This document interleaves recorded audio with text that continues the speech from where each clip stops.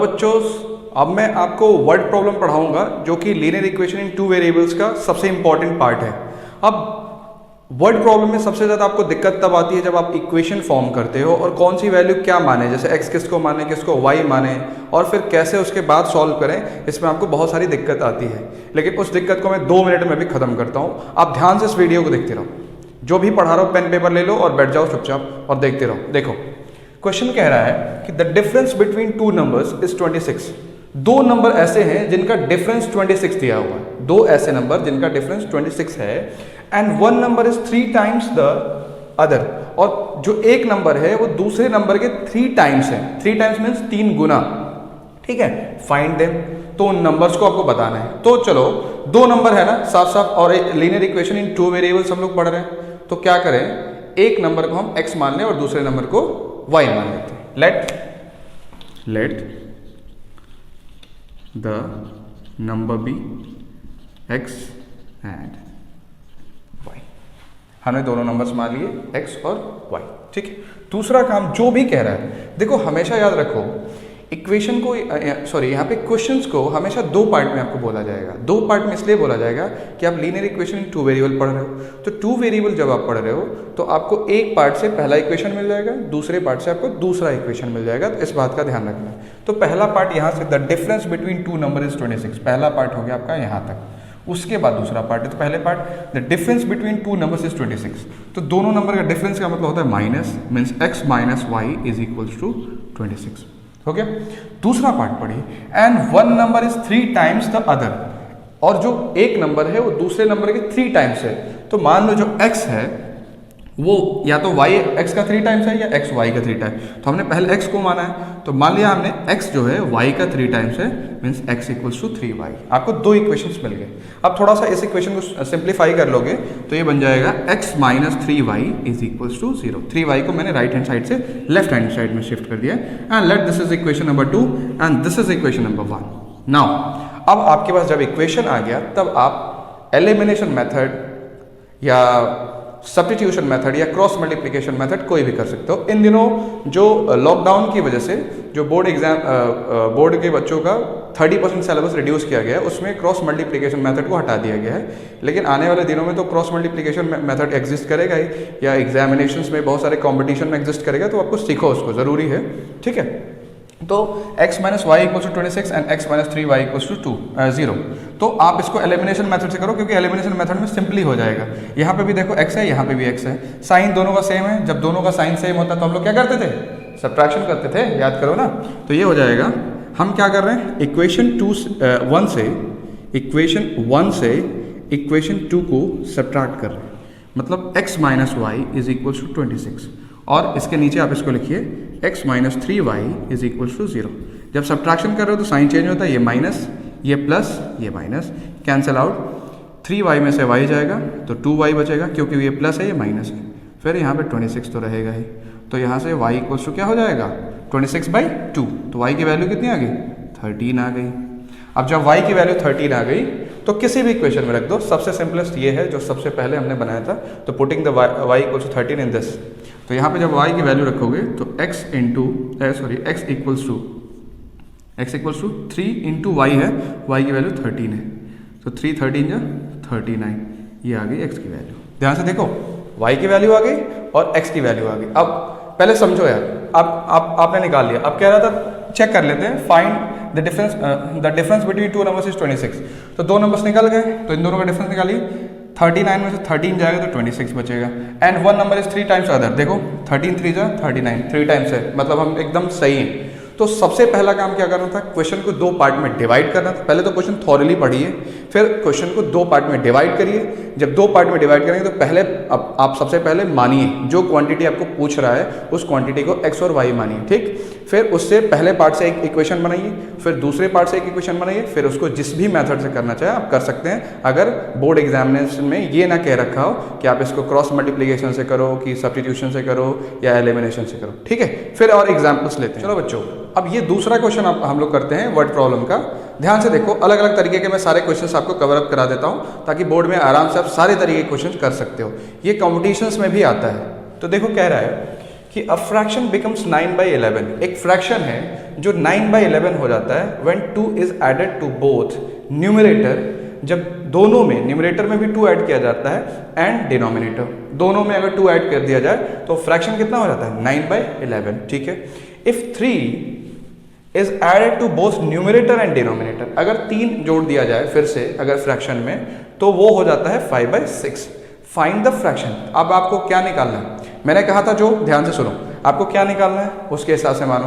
तो फ्रैक्शन निकालना है, तो फ्रैक्शन में क्या होता है न्यूमरेटर और डिनोमिनेटर।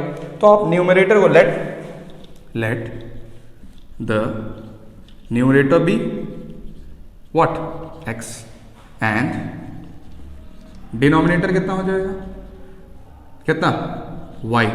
तो फ्रैक्शन आपका क्या बन गया, फ्रैक्शन कितना बना numerator upon denominator means x upon y।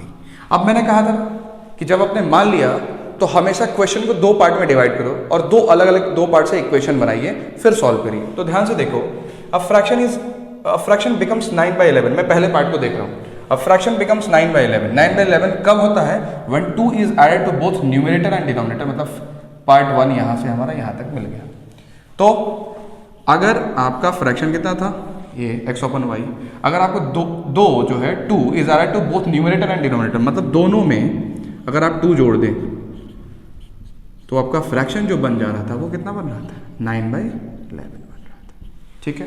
छोड़ दिया यहाँ पे, दूसरा इक्वेशन बनाए। अब सेकंड पार्ट, इफ 3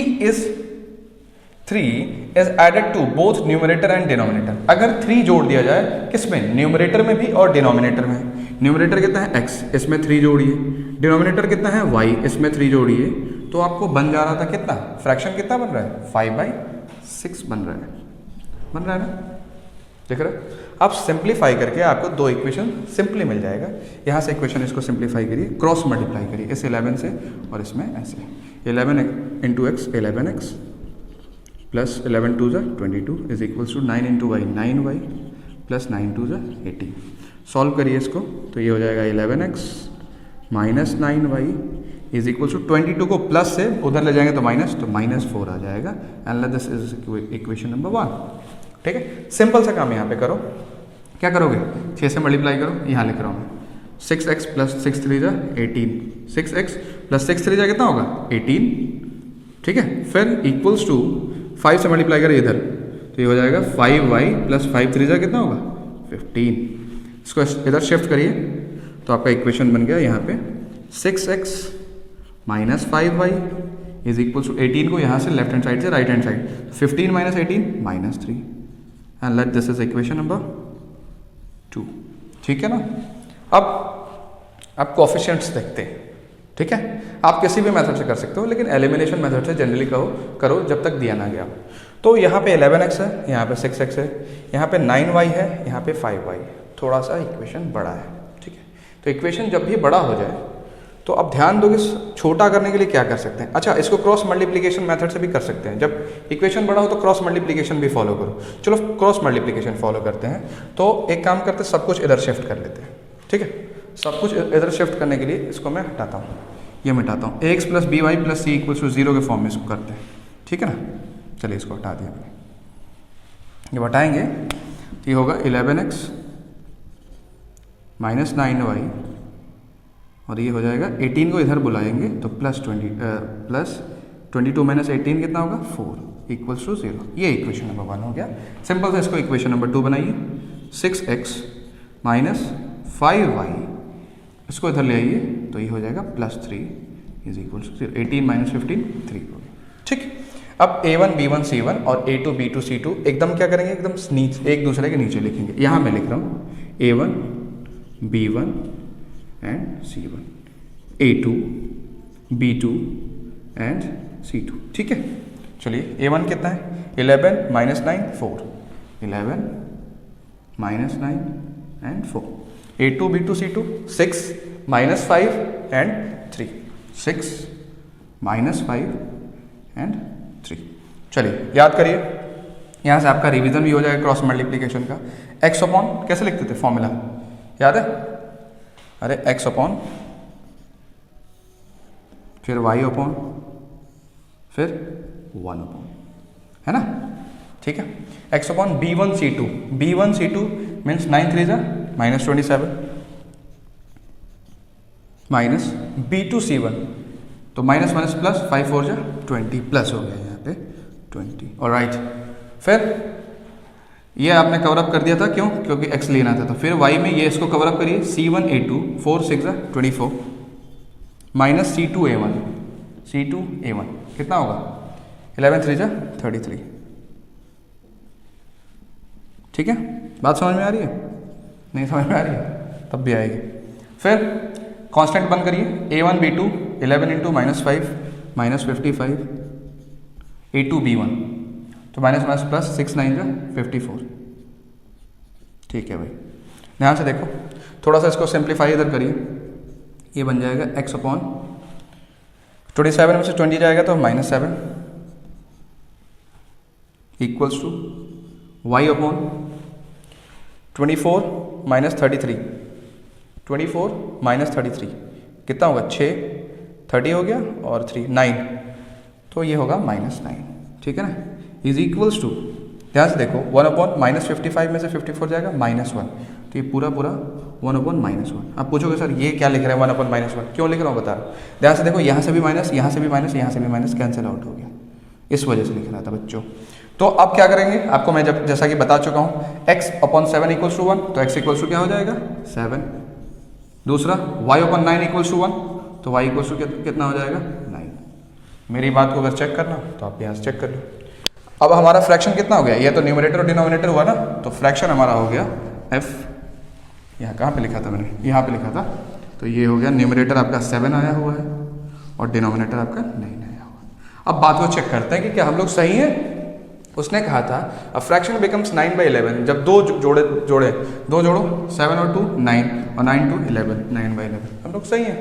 ठीक है ना, समझ में आया। अब अलग तरीके का एक और क्वेश्चन लेते हैं। अब देखो बच्चों, अलग तरीके के एक और क्वेश्चन ले आए एजेस वाले। देखो ध्यान से, कह रहा है कि 5 years ago मतलब 5 साल पहले, Noori was thrice as old as Sonu. जो सोनू की उम्र थी उससे नूरी जो है 3 गुनी थी। अरे हमें क्या मतलब है सोनू कितने का था, नूरी कितने का था, लेकिन मैथमेटिक्स वाले हैं, हमें लीनियर इक्वेशन सॉल्व करना है, तो नूरी और सोनू की एज तो बतानी पड़ेगी। चलो देखते हैं। 10 years later, 10 साल बाद, Noori will be twice as old as Sonu. Noori जो है सोनू से 2 गुनी हो जाएगी। कब? 10 साल बाद। ठीक है। How old are Noori and Sonu?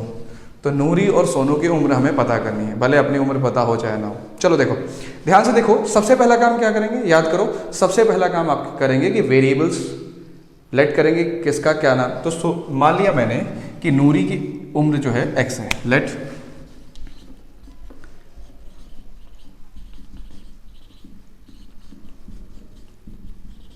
And Sonu की उम्र कितनी मान लिया हमने, y मान लिया। लीनियर इक्वेशन इन 2 वेरिएबल है। अगर क्वाड्रेटिक इक्वेशन होता तो उसमें हम एक ही वेरिएबल से काम चलाते हैं और एक ही वेरिएबल से हम x² plus bx plus c के फॉर्म में बनाते हैं।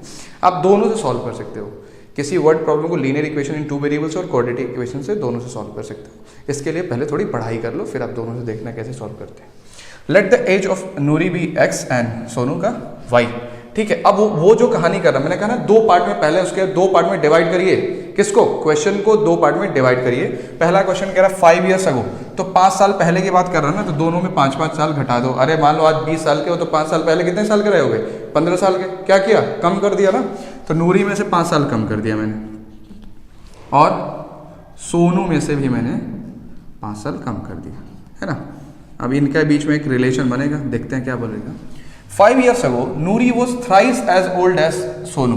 मैंने प्रेजेंट एजेस मान रखा है, प्रेजेंट में वो लोग कितने साल के हैं अभी अभी। तो 5 साल पहले क्या है, नूरी क्या है, थ्राइस। थ्राइस मतलब होता है 3 गुना। किसके? सोनू के। सोनू के एज के 3 गुना रही हो। ठीक है ना। एक इक्वेशन यहाँ से मिल गया। सिमिलर सा एक इक्वेशन यहाँ से बनाइए। कहाँ से? यहाँ से। 10 years later, लेटर बाद में, कहाँ से? प्रेजेंट एज से 10 साल बाद। तो 10 साल दोनों में जोड़िए, x + 10 और y + 10। ठीक। क्या होगा? कंडीशन क्या होगा? 10 years later, Noori will be twice as old as Sonu. Noori जो है सोनू की उम्र से कितनी हो जाएगी? 2 गुनी। तो सोनू की उम्र क्या कौन सी है? ये। तो इसके 2 गुनी क्या कौन हो जाएगी? नूरी। हो गई नूरी 2 गुनी। ध्यान से देखो, यहाँ से भी नूरी 3 गुनी हो गई, 5 साल पहले की बात कह रहा था और 10 साल बाद की बात ये है। तो अब बताना है कि नूरी कितने साल का है, साल की है, और सोनू कितने साल की है। देखते हैं, आप यहाँ से सिंप्लीफाई करिए तो हो जाएगा x minus 5 is equal to 3y minus 3 5 15। ठीक है, यहाँ से अभी थोड़ा सा इसको पूरा सिंप्लीफाई कर लें, इसको इधर शिफ्ट करिए, x minus 3y equals to minus 15 और ये माइनस 5 उधर जाएगा प्लस, तो ये हो गया minus 10। Late this is equation number 1। देखते हैं अभी किस तरीके से करेंगे। यहाँ सॉल्व करिए तो ये हो जाएगा x plus 10 is equals to 2y plus 20, 2 10 20। फिर इधर शिफ्ट करिए, x minus 2y is equals to 20 और ये 10 उधर जाएगा तो 10 बचेगा। Equation number 2। ध्यान से देखो, x और x मिल गया कोफिशिएंट, दोनों कोफिशिएंट सेम है तो क्या करेंगे, जब दोनों का कोफिशिएंट और साइन दोनों सेम हो तो क्या करते हैं, सब्ट्रैक्शन। तो आप इधर कर रहा हूं मैं, इधर इस वाले पोर्शन में कर रहा हूं। ठीक है, क्या कर रहा हूं भाई, इक्वेशन 1 से इक्वेशन 2 को मैं सब्ट्रैक्ट कर रहा हूं।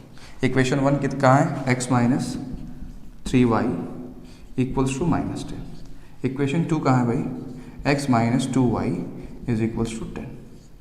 ऑलराइट, समझ में आ रहा है ना बच्चा, समझ में आ रहा है ना। देखो अब साइन चेंज करिए, ये माइनस हो जाएगा, ये प्लस हो जाएगा, ये माइनस हो गया, कैंसिल आउट। 3y में से 2y जाएगा तो माइनस y, क्योंकि उसका साइन माइनस है, और ये दोनों माइनस 20, मीन्स y की वैल्यू कितनी आ गई भाई, 20। जब y की वैल्यू आ गई मतलब सोनू की उम्र पता चल गई तो नूरी की भी पता चल जाए, किसी एक इक्वेशन में रख दीजिए। छोटा इक्वेशन कौन सा है भाई, यही है। तो पुटिंग क्या, y equals to 20 in equation 2। दूसरे इक्वेशन में रखिए तो x minus 2 into 20 is equals to 10। तो x इक्वल्स टू क्या हो जाएगा, 10 ये है और 22 से 40, उधर जाके क्या हो जाएगा, 50, है ना। तो देखो नूरी की उम्र कितने साल की है, प्रेजेंट एज 50 साल की है, और ये जो सोनू है वो 20 साल के हैं। अब थोड़ा कंफर्म करते हैं क्या हम लोग सही किए हैं कि नहीं। एक काम करो, जो वो कंडीशन कह रहा था सब मान लो, 5 साल पहले, तो दोनों में से पहले 5 घटाइए तो ये हो गया 15 और ये हो गया 45।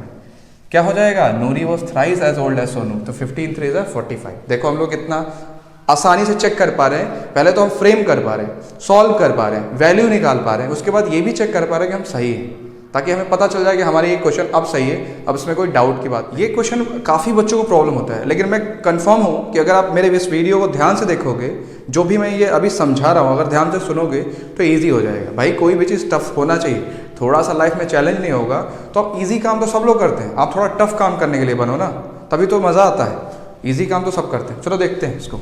क्वेश्चन कह रहा है कि the sum of digits of 2 digit number, मतलब आपको एक 2 डिजिट नंबर पता होना चाहिए। तो 2 डिजिट नंबर याद रखो, 10 से शुरू होता है और कहाँ तक जाता है, 99। तो ध्यान से देखो 2 डिजिट नंबर में एक पैटर्न मिलता है, क्या, 10 इंटू 1 प्लस 0। अगर 11 है तो ये 10th है, तो अगर 11 है तो 10 इंटू 1 प्लस 1। अगर 12 है तो 10 इंटू 1 प्लस 2। एक पैटर्न बना हुआ है, तभी ये 2 डिजिट नंबर बनता है। इसका मतलब एक आपको यूनिट डिजिट पता होना चाहिए, और जो डिजिट टेंस पे होगी वो आपको पता है। जैसे यूनिट डिजिट यहाँ पे क्या है, 0, टेंस पे कितना है, 1, यूनिट डिजिट क्या है, 1, टेंस पे क्या है, 1, यूनिट डिजिट क्या है, 2, टेंस पे क्या है, 1। तो आपको पहले तो 2 डिजिट नंबर मानना सीखना पड़ेगा, कैसे आएगा, मतलब सारा नंबर एक इस फ्रेम में होगा ऐसा। जैसे लेट, आप इसे क्वेश्चन के रेलेवेंसी देखो, लेट यूनिट डिजिट बी, ए और बी के फॉर्म में मानेंगे, एक्स और वाई हो गया, एक्स और वाई के फॉर्म में ये मानते, x and tens digit be y. Unit digit आपने एक्स मान लिया और टेंस को नहीं, उल्टा मानते, थोड़ा सा स्टैंड लगेगा, मैं बताता हूँ क्यों। इसको वाई मानी यूनिट डिजिट पे और टेंस डिजिट पे आप एक्स मानी। अब देखो, तो कोई भी 2 डिजिट नंबर कैसे फॉर्म होता है, वो 10 के फॉर्म में, मल्टीप्लाइड फॉर्म में होता है। मतलब 10 के साथ, ध्यान से देखो, 10 के साथ जैसे यूनिट डिजिट कितना है, 1, और टेंस पे भी 1 है, इसका मतलब 10 के साथ मल्टीप्लाई 1 फिर प्लस 1। वैसे ही ये भी क्या होगा, 10 इंटू टेंस पे जो डिजिट है क्या, x, प्लस यूनिट डिजिट को देखो जोड़ा गया है, इसमें यूनिट डिजिट 0 है, इसमें यूनिट डिजिट 1 है, इसमें यूनिट डिजिट 2 है। तो यूनिट डिजिट आपने क्या मान रखा है, टेंस पे आपने x मान लिया और यूनिट डिजिट क्या हो जाएगा y। मतलब हमेशा जो आपका नंबर बन के आएगा ना 2 डिजिट नंबर, वो 10x प्लस y के फॉर्म में बन के आएगा। कैसे, अब अभी और समझो। अगर मान लो x की वैल्यू 1 हो और y की वैल्यू 1 हो, तो 10 1 जा 1, 10 1 जा 1, 10 इंटू 1 10 और प्लस 1 कितना हो गया 11। देखो ध्यान से, 10 इंटू 1 प्लस 1। हमेशा आप 2 डिजिट नंबर को 10x प्लस y के फॉर्म में मानेंगे जब y यूनिट डिजिट हो और x टेंस पे हो। ध्यान रखो, क्यों मानेंगे ये आपको बता रखा हूं कि अगर ऐसे ही 13 का 40 का मान लो 10 इंटू 4 प्लस 0, 42 का 10 इंटू 4 प्लस 2, मतलब हमेशा 10 इंटू एक्स प्लस वाई के फॉर्म में आपका 2 डिजिट नंबर होगा। तब आपने मानना सीख लिया, अब आपको सॉल्यूशन करना आ जाएगा। तो अब अगला काम क्या करेंगे, हमेशा क्वेश्चन को 2 पार्ट में डिवाइड करिए, फटाफट करिए। 2 पार्ट में डिवाइड करिए। The sum of digits of 2 digit number is 9। इनके डिजिट्स का सम दिया हुआ है, तो डिजिट हम कौन कौन से माने थे, x और y। इनका सम क्या हो जाएगा, ये तो हमने, ये नंबर हो गया आपका, ये नंबर हो गया। तो इनके डिजिट्स का sum x plus y is equal to कितना दिया है 9, डिजिट्स का सम दिया है। अब दूसरा कंडीशन बेटा ध्यान से सुनो, दूसरा बहुत इंपॉर्टेंट है। अगला कह रहा है ऑल्सो 9 टाइम्स दिस नंबर। कौन सा नंबर, ये वाला नंबर। इसका जो 9 टाइम्स होगा, ठीक है, लिखते चलेंगे, कुछ करना नहीं है, जो भी बोले ना उसी के हिसाब से करते चलो। 9 टाइम्स दिस नंबर, इस नंबर के 9 टाइम्स क्या हो रहा है, is twice the number obtained. कोई नंबर ऑब्टेन किया जा रहा है, उसका ट्वाइस होगा। कब, reversing the order of the digits. Order of the digits का मतलब ये है कि 12 आप लिखे हो तो यूनिट डिजिट को यहाँ पे लिख दो और इसको तो 21 हो जाएगा। वैसे इसको रिवर्स करोगे तो x के प्लेस पे y और y के प्लेस पे क्या आ जाएगा x। मतलब ये आपका नंबर हो गया 10y प्लस x, और उसका कितना हो जा रहा है, ट्वाइस द नंबर ऑफ 10, इसका 2 गुना हो जा रहा है। बहुत आसान। ध्यान से देखो, एक इक्वेशन आपको यहाँ से मिल जाएगा और दूसरा इक्वेशन आपको यहाँ से मिल जाएगा। तो बेटा देखो, थोड़ा सा सिंप्लीफाई करते हैं। कुछ अगर ये वाले कटने वाले रहते तो हम करते, नहीं कट रहा, मल्टीप्लाई करेंगे। 10 9 जा 90x plus 9y equals to 2 10 जा 20y प्लस 2x। कितना आसान रहा, है ना। अब क्या करेंगे, x और y को एक तरफ ले आइए, तो 90x और 2x इधर आएगा तो कितना बचेगा 88x प्लस 9y और 20y। तो 20y बड़ा है तो उसका नेगेटिव होगा साइन, और 20 में से 9 जाएगा तो कितना बचेगा -11y, और इक्वल्स टू इधर कुछ राइट हैंड साइड में कुछ बचा नहीं तो 0। ध्यान से देखो बच्चों, ध्यान से देखो, जादू, एक और जादू। 88 और 11 दोनों में क्या कॉमन है 11, तो 11 से कैंसिल आउट करा जाए। 11 8 जा 88, 8x और minus y equals to 0। Now this is equation number 1 and this is equation number 2. And the most important thing is the coefficient of y is very same and the sign is different. तो sign जब different हो और coefficient same हो, sign different हो तो क्या करते हैं, add करते हैं। तो आप क्या करेंगे, adding 1 and 2, दोनों को जोड़िए। 1 क्या है, x plus y equals to 9 and second क्या है 8x minus y equal to 0। But करो ना, अब तो आपको आ गया, अब तो आप हीरो बन चुके हो उसमें। ध्यान से देखो, y कैंसिल आउट हो गया, 8x और x 9x इक्वल्स टू 9, तो x इक्वल्स टू कितना हो गया बच्चा 1 हो गया। और जब हमारा ये 1 आ गया तो फिर से इसे इक्वेशन नंबर 1 में रख देंगे, putting x equals to 1 in equation first, putting x equals to 1 in equation first. रखिए फटाफट 1, तो 1 plus y equals to 9 means y equals to हो जाएगा 9 माइनस 1 8। तो ये तो आपका क्या आया, ये आपका यूनिट डिजिट आया, और ये आपका कौन सा डिजिट आया, टेंस। तो अब तो नंबर अभी बाकी है, तो नंबर अभी बाकी है, इसमें रखिए।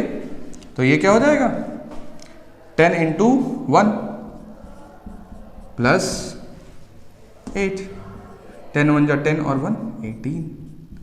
ये तरीका है बच्चा करने का।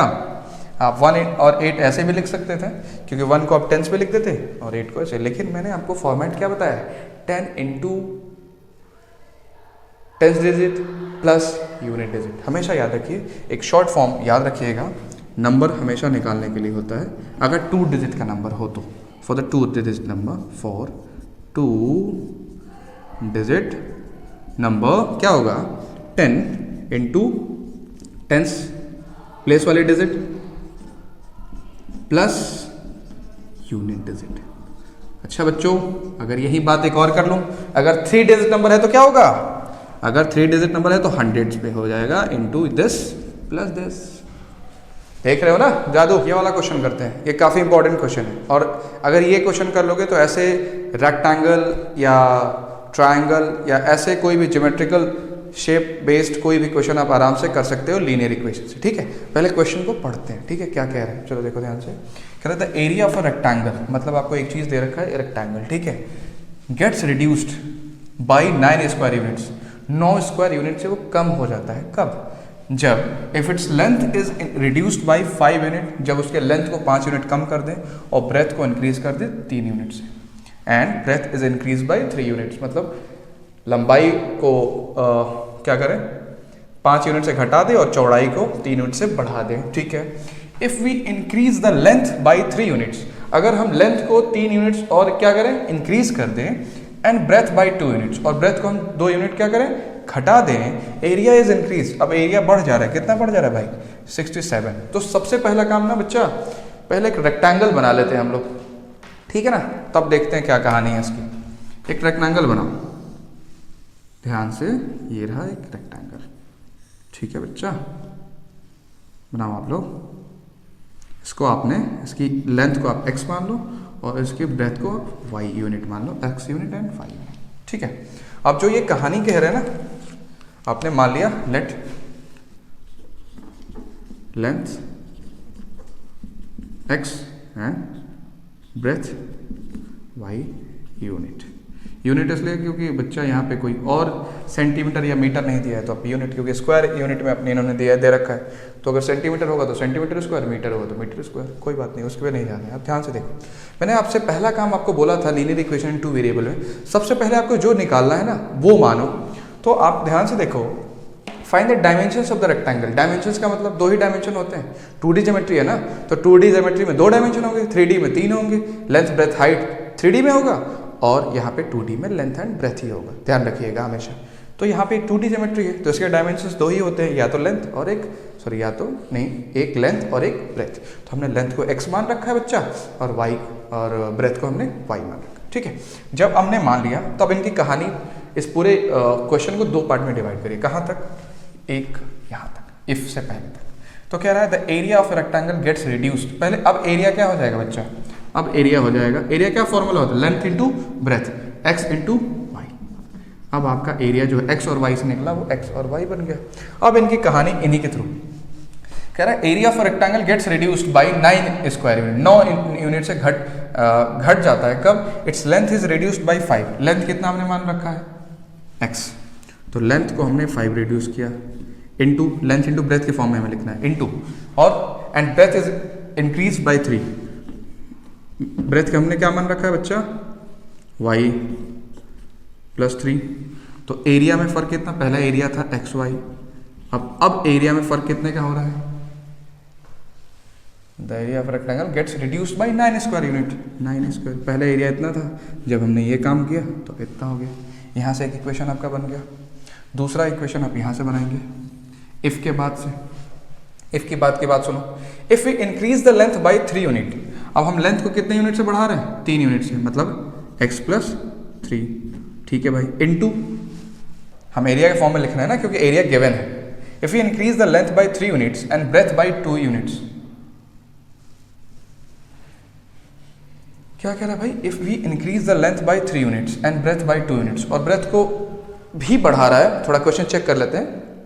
If you increase the length by 3 units and breadth by 2 units, हाँ दोनों को इंक्रीज कर रहा है, तो ठीक है, कोई इशू नहीं है, हम चेक कर लिए थे थोड़ा सा क्या कह रहा है। ठीक है, 2 units. Area is increase bye 67 square unit, तो मतलब पहले एरिया कितना था एक्स वाई, अब उसमें 67 जोड़ दो।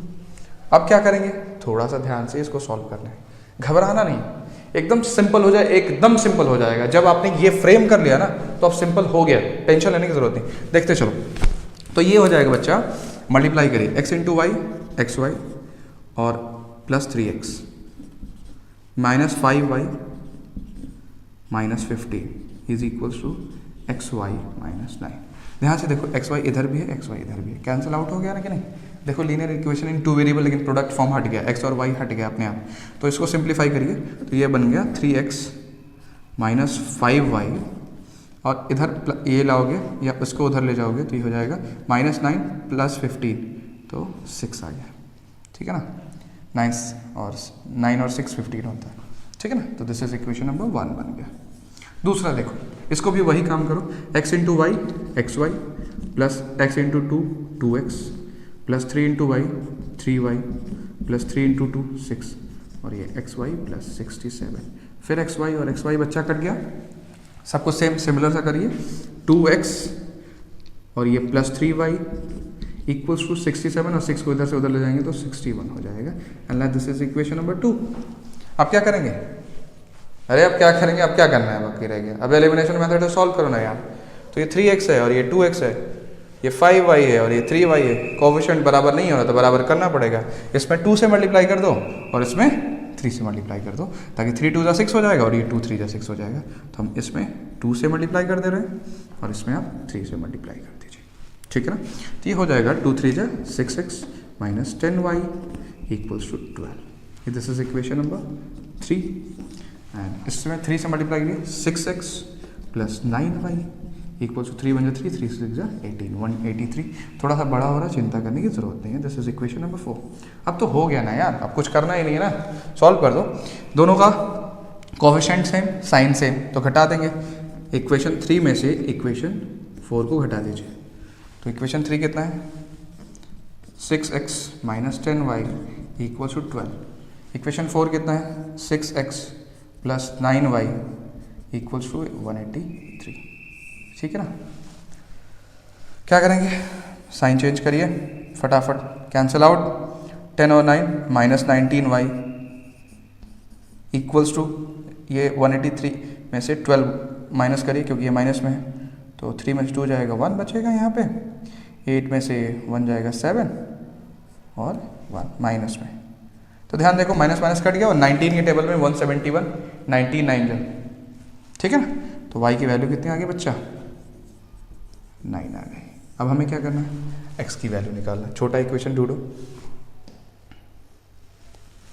ये उससे अच्छा ये है। तो y की वैल्यू कितना रखेंगे, 9, किस में, इक्वेशन नंबर 1 में। Putting y equals to 9 in equation 1। Equation 1 में मैं रख रहा हूँ, तो इक्वेशन 1 में रखोगे तो क्या हो जाएगा, 3x minus 5 into 9 is equal to 6। तो 3x इज इक्वल्स टू, इसको उधर भेजो, 9 5 से 45 उधर जाएगा, 45 और 6 51। तो x इक्वल्स टू 53, सॉरी एक मिनट, 9 5 से 45 और 6 हाँ 51। तो x इक्वल्स टू क्या हो जाएगा, 17 यूनिट और ये 9 यूनिट। ठीक है ना, आपको x और y मतलब लेंथ आपको 17 मिल गया और y 90। अब इनकी कहानी सुनते हैं जरा, क्या हम लोग सही हैं कि नहीं। कहानी देखो, इन्होंने कहा the area of rectangle gets reduced by 9 square unit. तो क्या करोगे, पहले एरिया निकाल लोगे, 17 9 जा, ठीक है।